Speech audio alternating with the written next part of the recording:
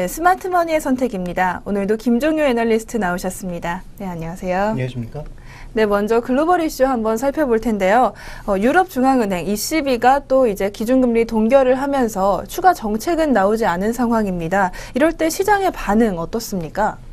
네, 여러 번 언급되었지만 물가만 보면 지금 금리를 추가적으로 낮추거나 뭔가 대책을 내야 되겠지만 지금 ECB는 물가만 바라볼 수가 없습니다. 독일의 눈치도 봐야 되고 물가 외의 다른 지표들은 좋아지고 있고요. 오늘 드라기의 발언 중에서 우리가 주목해 봐야 될 것은 장기 전망에 대한 상향, 그리고 물가에 대한 장기 목표치도 점점 올려잡는 모습이거든요.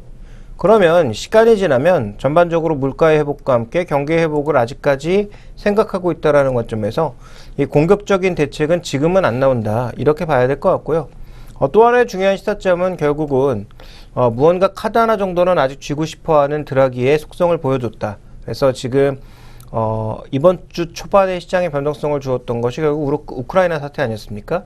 이런 것들의 추가적인 진행 여부에 따라서 시장에 충격이 온다면 그때 무언가 쓸 카드는 있어야 되겠다라는 거고요. 또 계절적인 요인으로 지금 미국 경제의 성장이 둔화되고 있다, 이런 표현이 많이 나오고 있는데 계절적인 요인이 아니라 구조적인 요인이라면 어떻게 할 것인지, 그리고 유로존의 속도가 만약에 예상대로 빨리 가지 않았을 때 무언가 쓸 카드를 지금 다 써버리면 나중에 라스트 카드가 없을 때 만약에 정말 디플레가 온다면 그때는 최악의 국면으로 갈 수도 있거든요. 그러니까 최악의 국면으로 가기 이전에 무언가 드라기는 하나의 카드를 끝까지 좀 쥐고 싶은 것 같습니다. 그래서 이런 부분들의 흐름이 나타났다고 좀 봐야 될 것 같고요. 그래서 준비된 그림을 보시면 ECB의 물가관리 목표치를 충분히 하회하고 있지만 국가별로 다르기 때문에 이것만 보고 정책을 결정할 수는 없다라고 좀 봐야 될 것 같고, 추가적으로 금리 낮춰봐야 더 낮출 룸이 워낙 작다라는 측면에서 물론 마이너스 갈 수 있습니다. ECB에 돈 집어넣으면 오히려 이자를 받는 게 아니라 이자를 ECB에 내야 되는 그런 형태로 가게 할 수도 있겠죠. 그렇지만 그렇게까지 가기에 아직 그 경기 상황이 나쁜가? 이런 답에 대해서는 그렇지 않다라고 주었기 때문에 어찌 보면 또 긍정적으로도 해석이 가능한 거죠. 그래서 테이퍼링이 미국에서도 꾸준하게 진행된다라는 건 그만큼 미국 경기가 좋다라는 표현이 될 수 있듯이 ECB가 추가적인 대책을 안 내놨다라는 것은 유로존 경기가 그렇게 나쁘진 않다라고 좀 볼 수 있는 상황이어서 시장은 지금 되도록이면 긍정적인 해석이 이 시장에 좀 자리 잡고 있는 것 같고요. 이것을 우리가 이제 낙관적 편향이라고 많이 얘기하는데 그런 부분들이 분명히 있는 것 같고요. 시장의 반응 살펴보게 되면 유로화가 그동안 위로 강하게 못 움직였던 대표적인 이유가 바로 추가적인 금리 인하라든지 아니면 유동성 공급이 있지 않겠느냐, 그런 우려 때문에 최근에 고점 돌파하지 못하고 눌렸었거든요. 그런데 오늘은 굉장히 강한 양봉을 보이면서 이 저항선을 넘어서는 모습을 보이고 있기 때문에 유로 인덱스의 전반적인 흐름은 결국은 우려했던 약세가 없었고 유로존 경제가 최근 좋아지고 있고 이쪽으로 돈이 몰려들고 있다는 관점에서 추가적인 유로화 강세로 가는 모습이었고요. 이것이 중기적인 흐름으로 봤을 때도 지난 2011년 하반기에 보여주었던 아주 강한 1.40 정도의 라인, 이 정도의 라인까지의 수준은 아니지만 굉장히 느리게 완만한 추세로 상승세를 꾸준하게 보여주고 있기 때문에 지난 11월 달에 전고점, 그리고 유로화 출범 이후에 최고점 수준이라고 볼 수 있는 1.5대 한 중반 라인 정도까지 갈 것인지 여부도 앞으로는 좀 중요하게 살펴봐야 되지 않겠는가. 그런데 여기까지는 아마 가지 못할 것 같고요. 아마 전고점인 1.4라인 정도에서 강력한 저항을 맞지 않을까, 이렇게 보여지고는 있는데 어쨌든 유로화의 강세가 지속적으로 이어지고 있습니다. 달러는 경제지표가 좋아졌음에도 불구하고 유로화가 워낙 탄력적으로 움직이면서 보합권에 묶이는 양상이었고요. 엔화는 크게 무너지면서 103엔대로 다시 복귀하는 양상입니다. 그래서 엔화의 전체적인 움직임은 최근에 102엔, 101엔대까지 다시 복귀하는 모습이었는데 이것은 순수한 엔화의 가치를 나타낸 것이기 때문에 차트의 방향이 반대죠. 엔화 환율은 올라갔지만 이 차트에서 엔화 가치는 떨어진 것이어서 엔화는 오히려 폭락했고, 실제로 엔달러 같은 경우에는 102엔대에서 103엔대로 다시 복귀하는 모습을 보여주었고요. 그 다음에 금 가격 같은 경우에는 최근에 급등락이 조금 고점 부근에서 반복이 되고 있는데 오늘은 소폭 오르면서 마감을 했습니다. 그래서 금 가격의 전반적인 흐름은 결국은 성장률이 제속도로 간다라는 건 인플레도 제속도로 복귀된다라는 얘기니까 인플레이션 해지 자산이라고 볼 수 있는 금 가격은 강세를 보였고요. 상대적으로 성장률이 좋은 국면에서 미국채 수익률은 올라갔죠. 미국채 가격이 떨어졌다라는 얘기입니다. 결국은 안전자산에 대한 선호도는 떨어졌다라는 그런 얘기가 될 것 같고요. 또 오늘 우리 시장에서 그나마 좀 반가웠던 것은 뭐냐면 미국에서 거래되고 있는 상품 ETF, 그다음에 글로벌 ETF가 전부 급등했습니다. 상품 쪽에서는 커피 정도만이 급락하는 양상이었고요. 나머지는 모두 급등하는 모습을 보여주었기 때문에 유로화의 상승과 함께 전체적인 상품 자산들의 움직임이 비교적 좋아진 것이 오늘 시장의 ECB 정책에 대한 반응, 결국은 경기가 좋아진다라는 쪽에 무게를 둔 것이 아닌가 이렇게 해석해 볼 수 있을 것 같습니다. 네, 그렇다면 이 ECB가 이제 추가 부양책을 좀 아끼는 것 같은데 향후에 또 부양카드를 진짜로 사용할 때 그 타이밍이 좀 언제가 될지도 궁금하고요. 또 그때는 어떤 거에 주목을 해야 할까요? 그 드라기의 얘기를 들어보면 한마디로 이제 가면 갈수록 경기의 속도는 괜찮아질 거다라는 거거든요. 물론 아주 탄력적으로 급격하게 오른다 이렇게 보고 있지 않지만 단계적으로 레벨이 조금씩 좋아질 거다라고 좀 보고 있다 이렇게 보여집니다. 그러면 하반기에 경기 속도가 붙을 때 하반 경기 속도가 좋아질 때 과연 대책을 쓸 수 있을까요? 그때 금리를 내리거나 추가적인 유동성 공급을 하는 것은 미친 짓이죠. 오히려 그때는 금리의 속도를 조절을 해서 올려버리는 게 더 관건이 될 것 같은데 그렇게 가기에는 아마 이제 성장률 이런 것들이 좀 더 시간이 걸리니까 뭐 금리 올릴 만한 일은 없을 것 같고, 그렇다면 만약에 쓴다면 올해 2분기 정도가 아닐까 좀 생각이 되고 있는데 왜 2분기여야 되느냐? 하반기에는 경기 회복 속도가 빨라질 것이기 때문에 못 쓸 거고, 그러면 2분기에 우크라이나 관련된 얘기라든지 아니면 인도나 이태리와 같은 정치적 일정에 따른 변동성이 나타날 때 추가적인 부양카드를 씀으로써 가장 남아있는 마지막 한 장의 카드를 효율적으로 쓸 수가 있는 거죠. 그러니까 시기적으로 아마 봤을 때는 제가 보기엔 2분기가 될 가능성이 가장 높다. 하반기로 가게 되면 미국 경기나 유럽 경기가 빨라지면서 오히려 카드를 쓸 타이밍을 놓칠 수 있다. 이때는 오히려 우리가 우려해야 되는 것은 정책 부양 가능성이 아니라 긴축으로의 전환 가능성을 좀 고려를 해봐야 되는 게 아닌가 판단하고 있고요. 만약에 유동성이 나온다면 두 가지 경로 정도로 생각하고 있습니다. 지금 그 예금 금리를 보시면 전체적으로 지금 예금 금리가 거의 제로 수준까지 떨어져 있는데 이거를 한 단계 더 마이너스로 낮춰버리면 지금 현재 시장에 놓여 있는 한 1,400억 유로 정도의 돈이 나온다라는 거죠.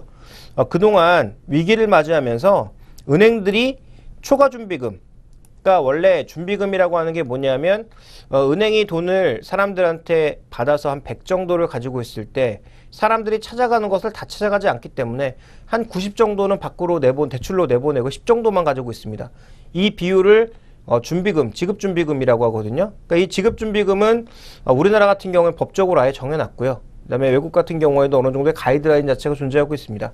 그러니까 이 가이드라인 정도만 지키면 되는 건데 실제로 이제 자산 가격의 움직임이라든지 시장 상황에 따라서 준비금을 조금 더 쌓을 수도 있거든요. 이게 이제 초과 지급 준비금인데 지난 위기가 나타나다 보니까 2007년도에는 그 준비금 수준이 얼마까지 쌓였냐면 무려 7,500억 유로 수준까지 쌓였습니다. 근데 이런 것들이 예금 금리가 낮아지면서 급감, 또 LTRO가 조기 상환되면서 급감하는 모습을 보였는데 다시 한번 급감하는 그 구간에서는 예금 금리가 낮아졌을 때 추가적인 돈이 시장으로 유입될 가능성이 있다고 볼 수가 있겠고요. 그 다음 지금 유럽이 꾸준하게 추진하고 있는 프로그램 중에 하나가 S&P 프로그램이라는 건데요. 이 S&P 프로그램이라는 게 뭐냐면 위기국 국채를 사주는 겁니다. 그러니까 남유럽 국가 픽스라고 불리는 포르투갈, 그 유럽의 돼지들, 대표적으로 이제 그리스라든지 포르투갈이라든지 스페인, 이탈리아 같은 국가들의 채권을 그동안 어디서도 사주지 않았죠. 근데 그것을 S&P 프로그램이라는 이름으로 ECB에서 매입을 해왔습니다. 근데 ECB의 이런 자산 매입이 미국 FRB와 다른 점은 FRB는 정말 자산을 매입한 이후에 돈을 풀었거든요. 그리고 단기 유동성을 RP로 미세하게 조정하는 정도였다면 지금 ECB 같은 경우에는 아예 불태화 정책을 썼습니다. 그러니까 불태화라는 게 뭐냐면 S&P 프로그램을 통해서 자산 매입을 해줬으면 그 돈이 모두 시장으로 나와야 되죠. 그런데 그 돈을 시장에 못 나오게 했던 결정적인 이유는 만약에 그 돈이 뛰어났으면 미친 망아지처럼 뛰어다니면서 물가를 엄청나게 끌어올렸을 거예요. 그러니까 유로존 경기는 계속 마이너스 제로 국면에 있는데 물가만 뛰어버리면 그게 바로 이제 하이퍼 인플레이션, 스태그플레이션 이런 단계로 갈 수 있는 거거든요. 그러니까 이제 그것을 막기 위해서 유럽 쪽에서는 어떤 정책을 썼느냐, 기존의 부양책이 아닌 시장의 붕괴를 막는 그 자산의 매입 프로그램은 진행을 하되 그 반대쪽에서는 자산을 흡수하는 전략, 단기 채권으로 자산을 흡수하는 전략을 써서 이런 식으로 S&P 프로그램을 채권을 매입을 해서 돈을 풀고 그 풀린 돈만큼 반대쪽에서 돈을 가져가는 전략을 썼습니다. 이게 바로 불태화 전략이거든요. 그러니까 시장의 전체적인 유동성은 건드리지 않는 상태에서 시장의 위험을 흡수하는 그런 전략을 썼었는데 현재 이 기관물 예금이 어느 정도였냐면 1,750억 유로 정도였습니다. 근데 만약에 이 기간 예금을 거두게 되면 바로 1,750억 유로라는 돈이 계속 시장에 쏟아져 나올 수가 있는 거죠. 그러니까 이 두 가지 경로를 통해서 유로존은 돈을 더 풀 수가 있습니다. 그래서 기존에 썼던 LTR와 같은 공격적인 유동성 공급이 아니라고 하더라도 충분히 시장의 이 물가 압력을 제어하면서 돈을 풀 수 있는 경로는 이런 두 가지 경로가 충분히 놓여 있기 때문에 결국은 유로존이 돈을 푼다면 아마 이런 경로로 풀지 않겠느냐. 과거 사례를 보면 지난번에도 한번 보여드렸습니다만 LTRO처럼 시장의 유동성이 그 시장으로 나오는 국면에서는 유럽계 자금도 한국 증시를 샀다더라라는 거죠. 그러면서 코스피는 올랐다라는 겁니다. 그런 관점에서 보면 우리 시장이 가장 좋을 때는 ECB가 금리를 내리는 것보단 유동성을 시장에 공급하는 게 좋다라고 볼 수가 있겠고요. 만약에 아까 제가 예상한 대로 2분기에 이런 흐름들이 있다면 그동안 우리 시장에 대해서 그렇게 강력한 매수를 안 보이던 외국인들이 2분기부터는 뭔가 조금 전환하는 모습을 보이지 않을까. 다만 2분기부터 전환한다고 하더라도 먼저 움직이기보단 ECB의 정책을 확인하고 움직일 가능성이 조금 더 높다라는 판단을 해보셔야 될 것 같고요. 그런 관점에서 매수가 이어진다면 이머징 마켓 쪽으로의 자금 유입도 유럽계 자금 쪽에서는 기대할 수 있지 않나라고 보고 있습니다. 네, 방금 좀 이제 우리나라에도 자금이 들어올 수 있는 가능성 이야기를 해주셨는데요. 그렇다면 이렇게 오늘 시장 반응과 또 ECB 정책을 통해서 앞으로의 우리 시장 투자 전략은 어떻게 가져가면 좋을까요? 이제 가장 좋은 거는 단기적으로 이제 중기적으로 전략의 흐름을 좀 나눠야 된다라는 거죠. 그래서 단기적으로는 외국인 자금이 들어올 거냐? 불분명하다라는 겁니다. 여전히 유로화 아니면 달러만 강세를 보여주고 있는 현 국면 아니겠습니까? 그러니까 이런 국면이라면 결국은 통화 기준으로 봤을 때는 아시아 통화에 투자할 만한 매력이 별로 없다라는 거죠. 그러니까 상품 통화 이런 쪽으로의 매력이 떨어지는 것이기 때문에 오히려 기존에 이제 외국인들이 꾸준하게 투자해 왔던 2013년 테이퍼링 개시 얘기가 나온 그 시점부터 진행해왔던 선진국향으로 자금이 향하는 것은 쉽게 바뀌지 않을 거다. 이 시간 여러 번 강조드렸죠. 그 흐름은 계속 이어진다라고 봐야 될 것 같고요.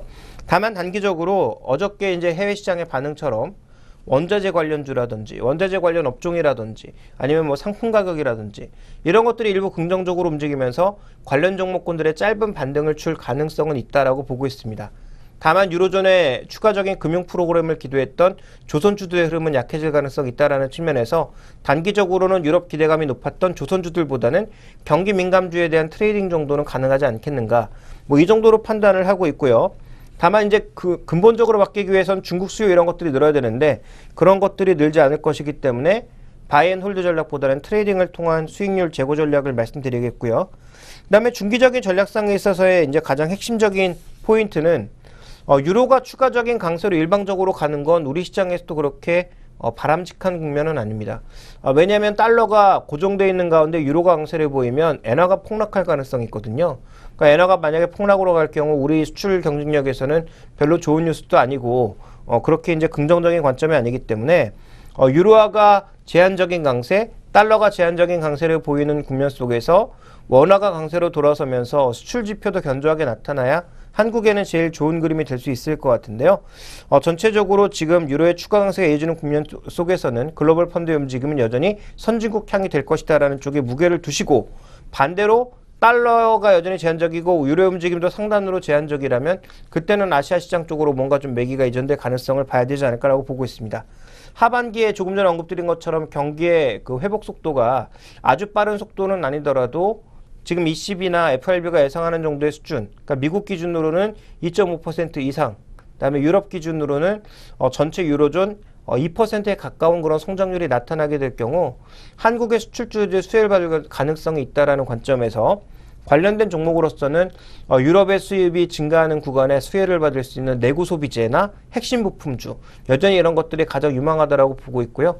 대표적인 종목으로서 뭐 다 아시는 삼성전자나 SK하이닉스, 뭐 현대자동차, 만도, 한라공조 뭐 이런 종목군들이 여전히 시장의 중심에 놓여 있을 가능성이 높다. 그래서 경기 회복이 된다면 그 회복 흐름에 따라서 조선주, 철강주, 뭐 화학주 다 오를 거예요. 그렇지만 길게 본다면 이들 종목이 단기적으로 오르는 흐름보다 장기적으로 여전히 강했던 내구 소비재들이 움직이는 흐름이 좀 더 강하지 않을까 이렇게 판단하고 있습니다.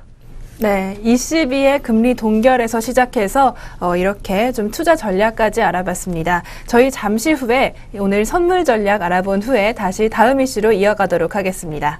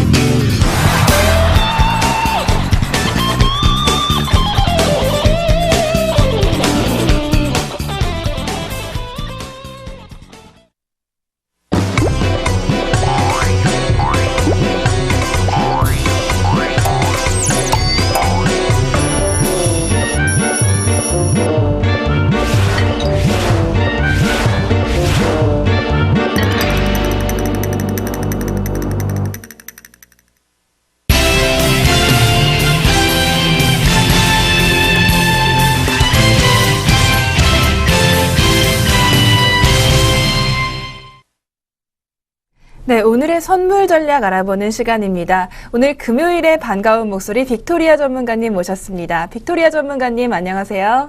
네, 안녕하세요. 빅토리아입니다. 반갑습니다. 네, 먼저 금요일마다 이제 장을 정리해 주시는데 오늘 선물 시장 흐름은 어떻습니까? 네, 오늘 선물 시장 지금 오후 실질적으로 12시 이후가 지나가면서 굉장히 급락하는 모습을 좀 보여주는 흐름이 나오고 있습니다. 전일 종가 257.60에서 장수방 갭 상승해서 258.85 부분, 부근에서 결국엔 좀 하방으로 자리를 잡는 모습을 보였는데요. 오전 내내 이제 외국인 매수, 개인과 기관은 이제 매도로 포지션 유지하면서 1포인트 내에서 0.5포인트 내에 두 개의 박스를 좀 형성을 했고, 258.40에서 258.75 구간, 그리고 258.05에서 40 구간, 박스권 유지하면서 큰 흐름 없이 반복하는 모습을 보여주다가 12시 15분 이제 당일 시작 종가로 몸통을 이제 돌파하면서 강한 하락을 보면서 전일 이제 종가 부분까지 좀 되돌리가는 흐름이 연출되다가 실질적으로 이제 중국의 상하이 차오이라는 어떤 회사채 이자를 담당하는 그 회사가 그 이사채의 어떤 자금 마감 시간을 지키지 못해서 결국에 사상 최초로 디폴트 상황을 나면서 투자 심리를 좀 위축시킨 내용의 장에 좀 반영이 되고 있습니다. 그래서 실제로 오늘 이제 금요일장은 항상 변동성에 주의를 해야 된다. 흐름이 보통은 이제 박스권에서 지루하게 이어지다가 약간의 반등을 주고 끝나는 흐름이 대부분이었는데 오늘 코스피 시장에 나타나는 어떤 글로벌 증시의 전체적인 영향적인 부분 때문에 거기에 중국에 대한 어떤 여파가 좀 더 겹쳐지면서 투자 심리 위축으로 해서 장이 좀 하락한 내용으로 진행을 하고 있네요. 네, 어제만 해도 굉장히 변동성 적은 장세였는데 금요일이라 그런지 오늘 정말 변동성이 컸던 것 같습니다. 외국인의 수급 현황은 좀 어떻습니까? 네, 실제로 지금 외국인은 장 초반부터 시작해서 크게 변동성 없이 큰 물량을 늘리지 않으면서 좀 편안하게 갈 수 있는 장세를 연출을 하고 있었는데 어떤 개인의 그 수급 변화를 통해서 진행이 되는 장이었고, 그다음에 외국인은 강하게 매도 물량 크게 주지 않으면서도 이제 옵션 만기를 준비하는 이런 내용, 그다음에 오전까지만 해도 일단 미결제 약정에 대한 부분이 증감 되는 부분이 이제 플러스 요인을 나타났었는데 장이 빠지면서 지금 급속하게 좀 현저하게 줄어드는 모습으로 좀 나오고 있습니다.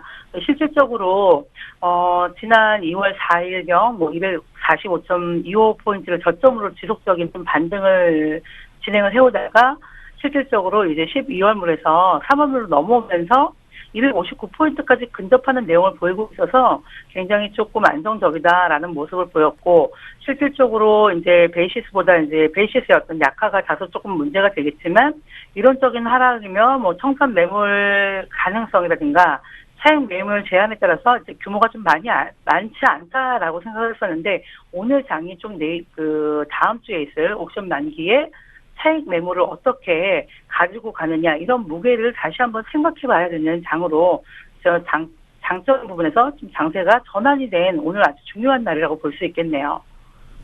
네, 오늘 변동성 굉장히 컸던 것 같은데 그렇다면 이럴 때는 매매 어떻게 해야 하는지 참 궁금해집니다. 오늘 매매 어떻게 하셨나요? 예, 기본적으로는 오늘 저 개인적으로는 지수를 좀 끌어올리면서 오늘도 좀 편안하게 큰 폭 없이 마무리를 하겠다라고 예상했던 것과 달리 아까도 초반에 말씀드렸듯이 오늘의 중요한 기점이었던 라인이 258.15 라인, 오늘 장 초반에 갭상승해서 오늘의 시작의 종가 부분을 좀 유심히 좀 보면서 주의를 했는데 12시 이후 매도 물량 출회되면서 일단은 강한 매도 물량 받으면서 좀 강하게 대응을 하자. 이렇게 봤었고요. 일단은 2시 이후로 지나가면서 이제 장 마감까지 지수를 얼만큼 올려주느냐에 대한 문제가 남아는 있는데 역시 마찬가지입니다. 이전에 중요한 자리였던 257.00 구간 이 이후로 조금 더 상승의 힘을 줄 때는 옵션 시장 확인해 가면서 가야 되는 부분이 남아있다 볼 수 있겠습니다. 그래서 금요일은 역시 한 주의 수익을 지키기가 굉장히 어려운 장이라는 걸 다시 한번 실감하게 하는 내용이고요. 오늘도 오후로 갈수록 이제 장 마감 갈수록 주의하는 구간이 변동성이 다시 한번 나타날 수 있는 구간대가 257.15 라인을 주의해서 좀 보셔라, 이렇게 말씀을 드릴 수 있겠습니다. 네, 일단 또 아까 좀 말씀을 잠깐 해주셨지만요. 다음 주에 동시 만기일이 있습니다. 다음 주 시장 대응 어떻게 하면 좋을까요? 네, 이제 13일에 동시 만기일이 있는데 1월에 배당향 차익장고의 어떤 청산이 집중이 되면서 상당한 수급 부담을 경험한 바가 있습니다. 그래서 3월 동시 만기를 좀 미리 고민해보는 것도 나쁘지 않을 듯하고요. 이번 만기의 변수는 이제 금융투자 중심의 단기성 차익장고가 거의 좀 남아있지 않고, 다만 이제 외국인의 차익 누적이 남아있는 것이 변수로 작용을 할 수가 있다고 보겠습니다. 일단 외국인의 차익 거래 누적을 좀 보면 아직 상당한 잔고가 남아있는 것으로 보여지기 때문에 1월 만기처럼 경계의 시선으로 접근해야 될 것으로 좀 보여집니다. 네, 오늘 말씀 참 고맙습니다. 금요일마다 이렇게 정리해 주시는데 마지막으로 시청자분들께 좀 주말 잘 보내시라고 한 말씀 해주시죠. 네, 실제로 어제가 경칩이었는데 날씨가 금방 따뜻해질 것 같아서 아마도 겨울 옷들을 다 물량 처리하는 것처럼 청산하셨으리라 생각을 하는데, 다시 한번 이틀 내에 날씨가 조금 추워졌습니다. 그래서 꽃샘추위 건강 조심하시고 행복한 주말을 좀 보내셨으면 좋겠다라고 말씀 전달하겠습니다. 네, 오늘 말씀 고맙습니다. 네, 감사합니다. 네, 지금까지 빅토리아 전문가와 선물 전략 알아봤습니다. 저희 잠시 후에 스마트머니 선택에서 다음 이슈 알아보도록 하겠습니다.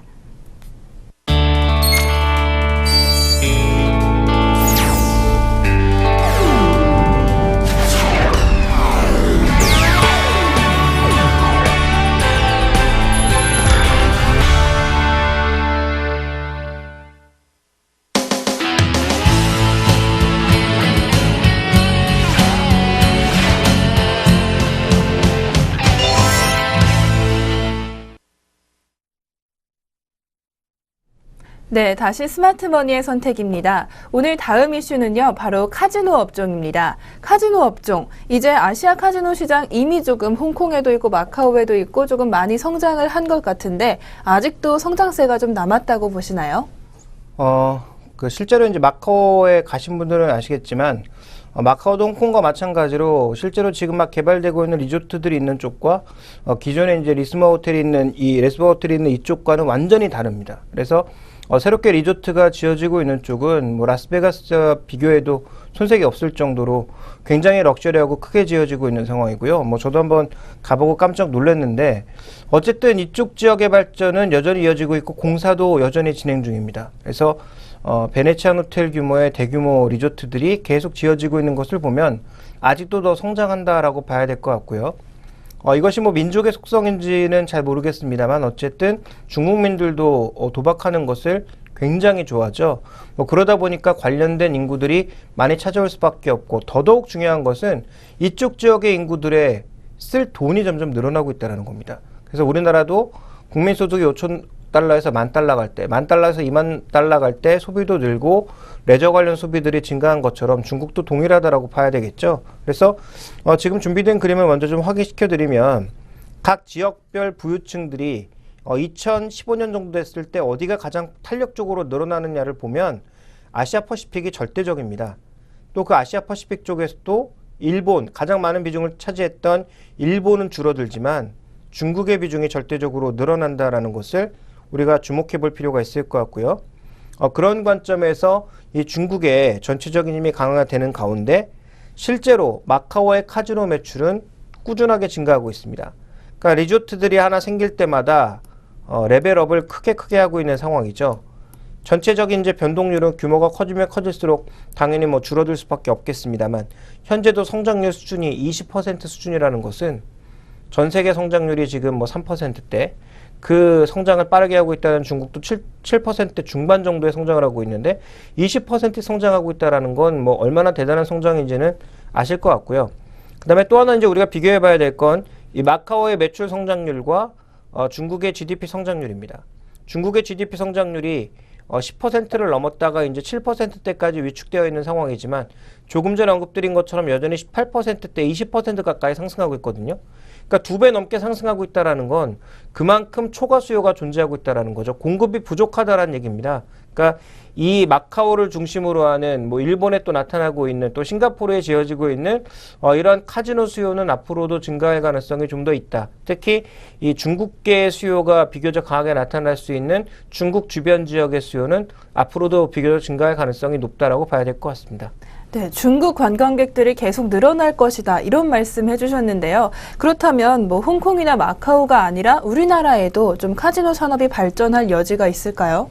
네, 당연히 있다고 봐야 되겠죠. 왜냐하면 지금 그것은 지도를 보면 답이 나옵니다. 그래서 여러 번 언급드렸지만 중국 지도를 놓고 봤을 때 중국의 부자들 많이 사는 곳 뻔합니다. 동부연안이거든요. 베이징과.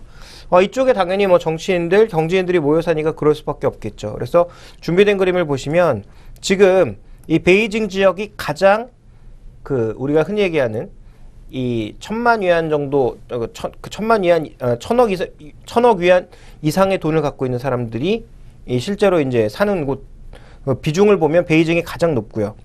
그 다음에 이제 살펴봐야 될 것은 상하이 이런 쪽이 높고 저장성이라든지 이런 동부연안 쪽의 지역들이 대부분 뭐 12%에서 7%대 사이를 가지고 있습니다.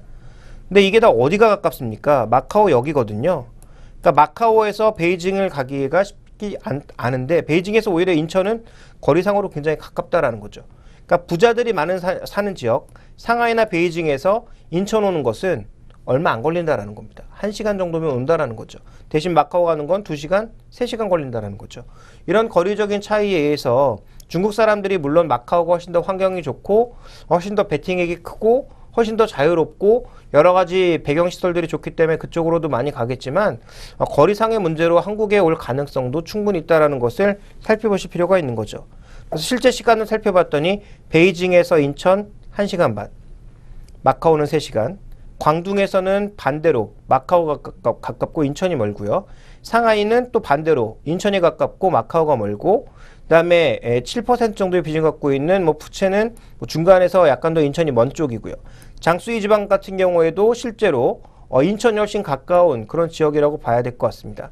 그래서 지역적인 흐름을 놓고 봤을 때 이 중국의 가장 천만장자들이 많이 사는 이 지역들의 거리를 놓고 보게 되면 베이징, 상하이, 저장, 짱수 이런 쪽에 전반적인 흐름이 우리나라가 더 가깝다라는 거죠. 그래서 가까우니까 무조건 인천으로만 온다는 아니지만 충분히 우리나라로 계속 올 가능성도 열려 있고 아까도 이제 그림에 살펴본 것처럼 중국의 부자들은 앞으로도 계속 늘어난다라는 거죠. 그래서 이런 부분들을 잘 살펴보실 필요가 있을 것 같고요. 그 다음에 지금 중국의 출국자 수는 계속 증가하는 상황입니다. 그래서 우리나라뿐만 아니라 뭐 일본도 가고, 그다음에 뭐 대만도 가고, 뭐 싱가포르를 비롯한 동남아시아 쪽, 좀 더 멀리 뭐 미국이라든지 뭐 전 세계 어딜 가나 지금 중국인들이 없는 곳이 없죠. 뭐 가보시면 다 합니다. 그래서 우리나라 사람인 줄 알고 뛰어가 보면 거의 대부분 중국 사람들이거든요. 굉장히 시끄럽고, 그래서 과거에는 이제 패키지 여행들을 우리나라처럼 많이 갔습니다만 요즘은 중국도 생활 수준이 많이 올라와서 개별 여행을 가는 사람들도 굉장히 많죠. 그래서 우리나라에도 다니시다 보면 중국인 관광객들을 심심치 않게 볼 수 있는데, 과거에는 깃발 든 사람들 쫓아다니는 사람들이 많았지만 이미 한두 번 다 와봤기 때문에 이제는 뭐 애들끼리도 오더라고요. 뭐 중학생 정도 되는 애들끼리도 와서 뭐 콘서트 보러 가기도 하고 뭐 이런 걸 보니까 결국은 우리나라로 차지하는 이 중국인들의 관광 비중은 앞으로 늘어날 수밖에 없는데요. 실제로 준비된 그림을 보시면 지난 2008년 이후로 잠시 좀 이게 내려간 적이 있었습니다만 중국의 전체 출국자 증가율보다 항상 한국으로 가는 사람들의 증가율이 높았습니다. 그것도 지금 현재 기준으로 보면 2013년 기준으로 보면 거의 뭐 2배 가까이 차이가 나고 있거든요. 그러니까 이런 차이 기준으로 봤을 때 앞으로도 한국이 선호될 가능성은 충분히 열려 있다.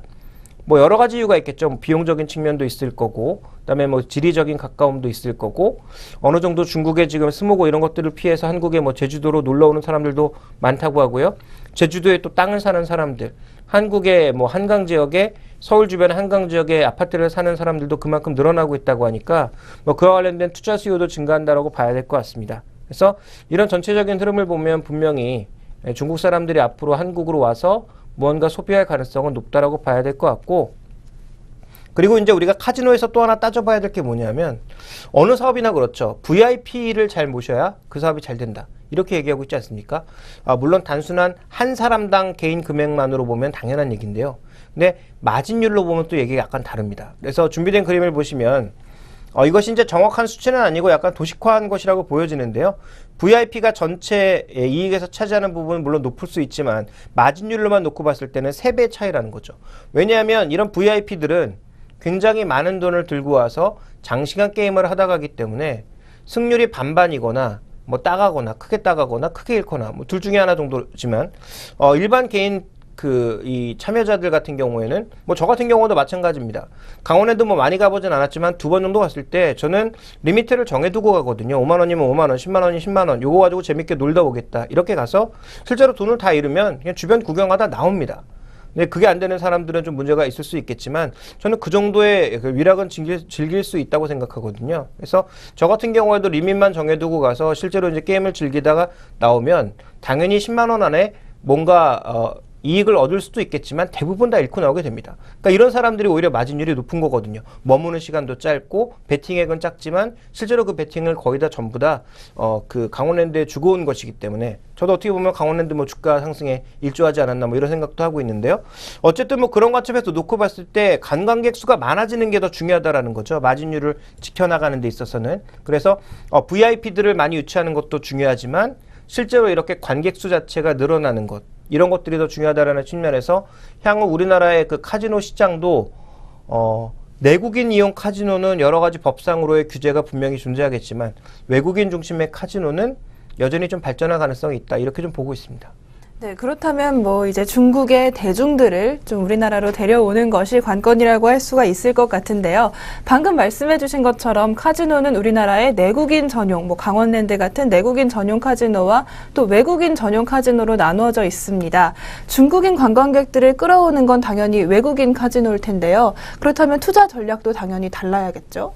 네, 일단 뭐 단기적으로 봤을 때는 강원랜드가 조금 더 유리할 수 있는 게 지난 3년간 실적이 별로 좋지 않았습니다. 그런데 작년 말을 기점으로 해서 이제 올해부터 한 2, 3년 정도는 실적이 좋아질 수 있는 구간이다. 왜냐하면 테이블과 슬롯머신을 많이 증설했거든요. 그동안 여러 가지 규제 때문에 증설하지 못하다가 다시 또 증설을 했습니다. 그래서 그 증설 관련 효과가 이어질 거다. 근데 이제 문제는 뭐냐면 정부가 한 번만 규제하면 바로 또 매출이 휘청일 수 있고, 이게 투자 심리에 굉장히 민감한 종목이기 때문에 정부가 규제한다라는 설만 들려도 주가가 흔들립니다. 그래서 그런 리스크를 안고 가야 하는 것은 뭐 숙명이라고 보여지지만 지금 올해를 기준으로만 놓고 봤을 때 밸류에이션이 가장 매력적인 것은 강원랜드입니다. 준비된 그림을 좀 보시죠. EPS 증가율 측면에서 봤을 때 PR 자체도 높지 않지, 다른 그 경쟁주에 비해서 높지 않지만, 물론 성격이 다르죠. 파라다이스와 GKL은 외국인 대상으로 하니까 분명히 좀 다르다라고 볼 수 있지만, 이익의 증가 폭이 올해 EPS 증가율이 강원랜드가 가장 높다라는 겁니다. 그런데 PR은 가장 낮은 수준에 놓여있기 때문에 추가적으로 좀 올라갈 가능성은 있지 않나라고 보고 있고요. 그 다음에 지금 PBR과 ROE를 비교해 봤을 때도 실제로 GKL이 ROE는 가장 높지만 이 종목은 또 자본금 자체가 작기 때문에 ROE가 좀 비교적 높아 보인다라면, 파라다이스나 강원랜드 같은 경우에는 자본금 수준에도 불구하고 비교적 양호한 ROE를 가져가고 있다는 측면에서 또 매력적이고요. 그 다음에 에비타, 세금이나 뭐 감모상각, 감가상각 이런 거 빼기 전에 실제로 벌어들이는 현금으로 놓고 봤을 때도 강원랜드가 파라다이스보단 조금 낮지만 비교적 좋은 그런 이 밸류에이션 지표를 가지고 있다라는 거죠. 그래서 짧게 보면 올 한 해는 강원랜드가 좀 괜찮은 모습을 보이지 않을까. 다만 정부 정책의 움직임이라든지 이런 여러 가지 변수들은 좀 고려를 해야 되지만, 저는 일단 좀 강원랜드는 긍정적으로 보고 있고요. 현재 기술적인 주가 흐름도 그렇게 나쁘지 않아 보입니다. 그리고 좀 전에 언급드렸다시피 영업이익 측면으로 놓고 봤을 때 분명히 2013년도를 기점으로 해서 턴어라운드 될 가능성, 그리고 강원랜드도 뭐 다 아시겠지만 이미 뭐 스키장 연지 꽤 됐죠. 그 다음에 도로 접근성이 과거 대비해서 조금 더 좋아졌죠. 그래서 저는 솔직히 강원랜드는 카지노보다는 스키 타러 많이 가게 되는데, 그런 뭐 스키장에 관련된 접근성이라든지 그 다음에 관련된 주변의 위력 시설들이 과거보다는 조금씩 뭐 늘고 있다라는 점 정도는 살펴보실 필요가 있겠고요. 그 다음에 일평균 방문객 같은 경우에도 앞으로 조금 증가할 가능성이 높다라는 쪽에 무게를 두고 있다 보니까 사계절 리조트가 된 거죠. 이런 종합 리조트의 개념으로 바뀌면서 주변에 뭐 동관과 연결되어 있는 여러 가지 여행 프로그램들도 좀 나오고 있기 때문에 이런 복합 리조트의 가능성을 조금 본다면 강원랜드에 대해서는 올 한해 좀 투자가 유망하겠다라고 보고 있고, 다만 이제 이 외국인 관광 카지노는 장기적으로는 괜찮다라고 판단하고 있는데요. 두 종목 중에서 저는 파라다이스를 더 좋게 보고 있습니다. 그 이유는 바로 이것 때문인데요. 영종도에 앞으로 2017년부터 2020년까지 복합 리조트들이 계속 만들어집니다. 어떠한 복합 리조트냐면 현재 지금 마카오에 있는 것 같은 그런 복합 리조트거든요. 골프장부터 포함해서 호텔, 그다음에 뭐 면세점, 그리고 카지노, 이런 것들이 모두 아우를 수 있는 이런 대규모 시설이 들어선다는 거죠. 그러니까 우리나라 이제 카지노를 오고 싶어도 좀 불편한 게 뭐냐면, 인천공항에 와서 명동까지 들어오거나 강남까지 가야 서울 업장이 있고요. 그다음에 자연까지 즐길 수 있는 제주도까지 또 넘어가야 무언가 있다라는 거죠. 그런데 실제로 중국 사람들이 우리나라에 오는 이유는 한 번 정도 다녀간 사람들은 이미 우리나라에서 볼 수 있는 자연들은 대부분 봤기 때문에, 또 명소들은 봤기 때문에 그냥 쇼핑하고 말 그대로 놀러 오는 거거든요. 그러면 공항에서 가장 가까운 주변 지역에 뭔가 있는 것이 좋은데, 지금 영종도 공항 옆에다가 현재 이렇게 여러 가지 프로젝트들을 진행을 하고 있습니다. 근데 그 중에 가장 빠르게 만들어지는 게 2017년에 완공되는 파라다이스의 복합 리조트입니다. 그래서 공연장, 전시관, 박물관, 그다음에 뭐 카지노 이런 것들이 복합적으로 들어서기 때문에 이와 관련된 가능성을 본다면 뭐 이쪽의 투자는 조금 유망하지 않을까, 장기적으로는 그렇게 보고 있고요. 그 다음에 지금 파라다이스 같은 경우에는 GKL보다도 수급이 더 좋습니다. 특히 외국인들의 수급이 전반적으로 좋게 유지가 되고 있어서 외국인들이 급격하게 빠져나가지 않는 이상 주가의 변동성은 뭐 상대적으로 주가는 비싸 보이지만 작을 수밖에 없다. 그래서 외국인들의 추이를 투자 전략의 한 가지 추이로 좀 봐야 되지 않나라고 보고 있고요. 자, 마지막으로 두 개를 비교해 봤을 때도 파라다이스 쪽이 좀 더 무게가 쏠리고 있습니다. 왜냐하면 GKL은 아시겠지만 대주주가 한국관광공사거든요. 그러니까 아무래도 좀 분명히 외국인 대상으로 하는 거고, 강원랜드보다 규제 폭이 작긴 하지만 정부 기관의 이 지분이 있기 때문에 어느 정도 좀 제한적인 모습을 보입니다. 투자라든지 이런 쪽에 정부 눈치를 보지 않을 수가 없거든요. 근데 반대로 파라다이스는 상대적으로 이런 쪽이 좀 더 자유롭다 보니까 공격적인 투자, 거기다 이제 리조트 같은 것들 만들어지면서 수익성이 좀 더 늘어나게 되면 관련된 이제 흐름이 좀 더 좋아 보이는 거죠. 그래서 아무래도 두 종목 중에 굳이 장기 투자 종목을 고르자면 GKL보다는 파라다이스가 될 가능성이 높다라고 판단하고 있고요. 파라다이스 분명히 최근에 많이 올라와서 조금 부담스러운 건 사실입니다. 또 언제든지 관련된 소식에 따라서 주가의 등락도 겪을 수 있습니다. 그렇지만 긴 관점에서 본다면 이 복합 리조트의 가능성은 좀 더 무게를 두면서 조정시 매수 관점으로 보시는 것이 어떨까 이렇게 판단하고 있습니다. 네, 파라다이스 영종도에 이렇게 새로운 카지노 업장도 짓고 있고 또 이제 뭐 외국인의 수급이라든지 앞으로의 상황도 참 좋아 보입니다. 앞으로의 투자 기회로 삼으시면 좋을 것 같고요. 저희는 잠시 후에 최근 시장 이슈들 다시 살펴보도록 하겠습니다.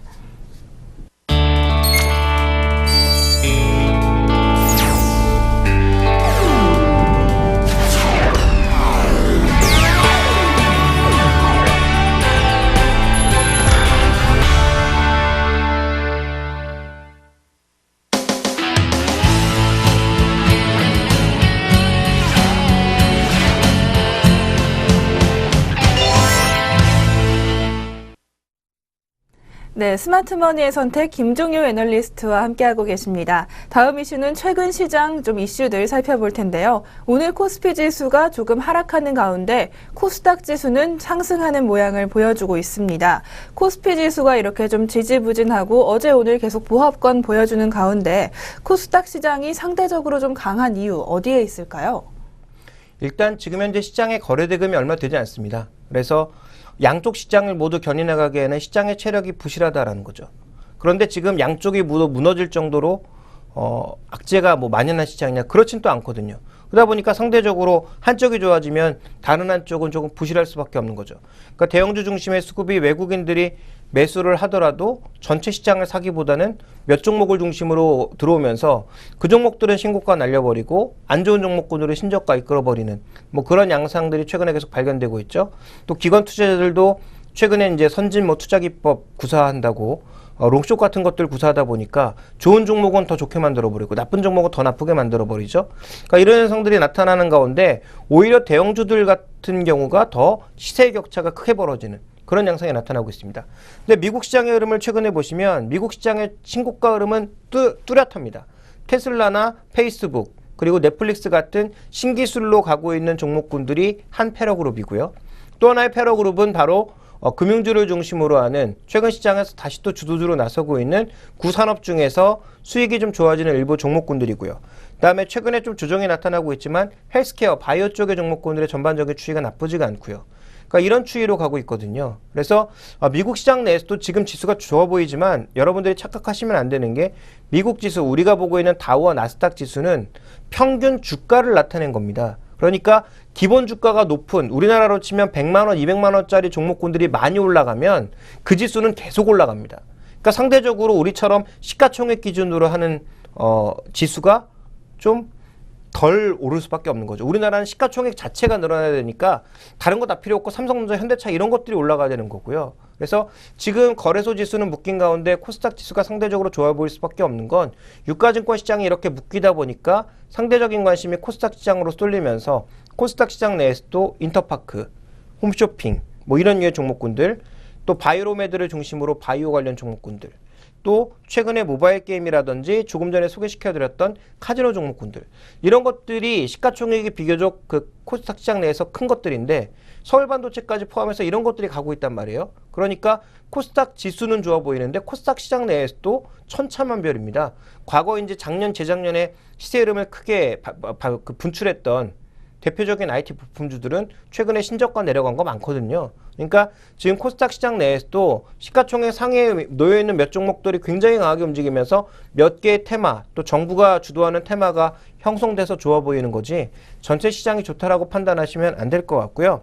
그런 관점에서 본다면 결국은 유가증권이 이렇게 유가증권 시장이 묶여있을 경우에는 코스닥 쪽의 상대적인 강세는 좀 더 이어진다. 그렇지만 유가증권 시장 쪽이 또 탄력적으로 움직이면서 거래대금을 만약에 쏠릴 경우에는 코스닥 시장은 또 바로 무너질 수도 있다. 지금 양 시장 모두 같이 가져갈 수 있는 체력은 분명히 아니다라는 점을 살펴보실 필요가 있겠고요. 이 안에서도 분명히 외국인들 매수의 수급이 연속성이 있는 종목군들이 가장 강하고 가장 견조하게 움직이고 있습니다. 그런 방식으로 코스닥 시장도 좀 접근을 하셔야 될 것 같고요. 코스닥 시장 아무래도 이제 실적 발표 구간은 다시 돌아오는 뭐 그런 구간으로 가게 되면 4월 정도가 가게 되면 실적이 발표되면서 또 큰 폭의 변동성을 나타낼 수 있기 때문에 바이앤홀드 전략이 아니라 이제부터 서서히 좀 차익 실현을 고민해야 되는 시기에 다가오고 있지 않나라고 판단하고 있습니다. 네, 코스닥 시장이 상대적으로 좋아 보여서 무조건 좋게만 볼 건 좀 아니었던 것 같습니다. 네, 그렇다면 다음 이슈 하나 살펴보겠습니다. KT가 정보 유출이 좀 대규모로 되면서 좀 악재가 이것저것 겹치고 있는데요. 좀 KT 요즘 악재 굉장히 많은데 이런 이슈들 어떻게 바라보십니까?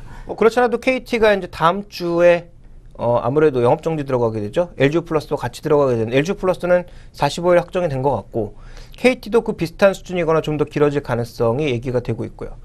그것도 이제 안 좋은 뉴스인데 지금 또 정보 유출까지 되면서 고교생 해커에게 뚫릴 정도로 이 그 웹사이트의 보안망이 허술했다라는 게 문제가 되고 있습니다.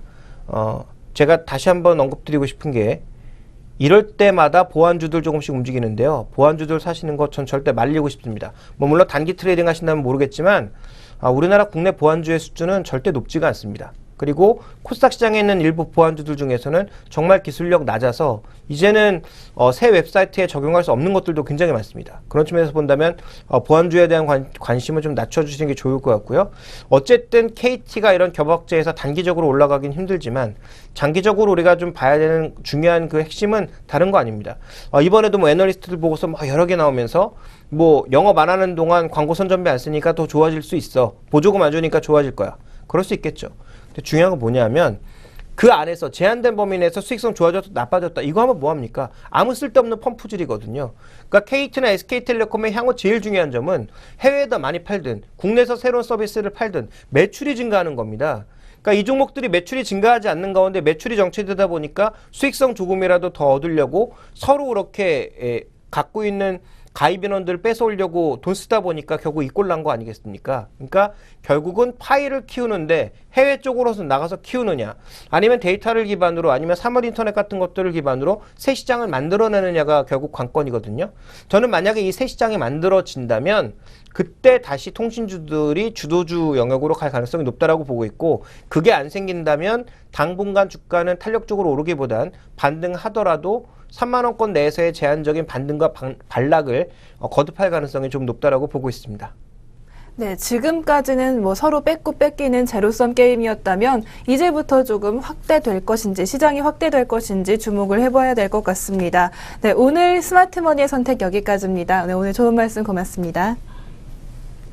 네, 지금까지 스마트머니의 선택 함께 하셨고요. 잠시 후에 증권사 전략 알아보도록 하겠습니다.